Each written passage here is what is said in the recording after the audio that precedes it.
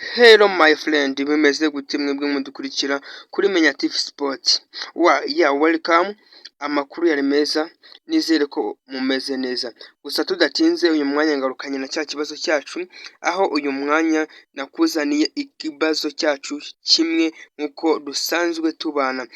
Gusa niba uri mushyashya ukaba ugitungukiye kuri no muyoboro wacu wa YouTube channel ni Ikaze TV Sport. Ibuka gukanda subscribe, ukore kunzogera, ukora ahantu handitse all, uzajye ubona video zacu umunsi ku wundi.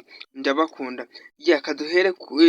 Kadusube twasoma iki kibazo maze ucyumve neza ujye wasubiza nkuko dusanzwe twigana. Mbere yo kunyura ku kindi kinyabiziga ni ngombwa kumenya ko nta kindi kinyabiziga giturutse inyuma. B. Umuhanda ubona neza no kwitondera kunyuranaho. C. Ikinyabiziga kinturutse imbere gishaka gukatira ibumoso. D. Nta gisubizo cy'ukuri kirimo. Mu by'ukuri ahangaha iki kibazo cyacu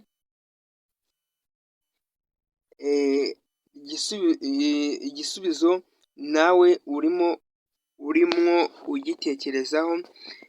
Gitekerezeho maze nurangiza ube wasubiza iki kibazo cyacu. Kanongere mbasubiremo, mbere yo kunyura ku kindi kinyabiziga ni ngombwa kumenya ko nta kindi kinyabiziga kinturutse inyuma. Umuhanda ubona neza no kwitondera kuwunyuranaho. C. Ikinyabiziga kinturutse imbere gishaka gukatira ibumoso. D. Nta gisubizo cy'ukuri kirimo. Gahunda ni uguhura mwabikoze neza cyane maze tugafatanya.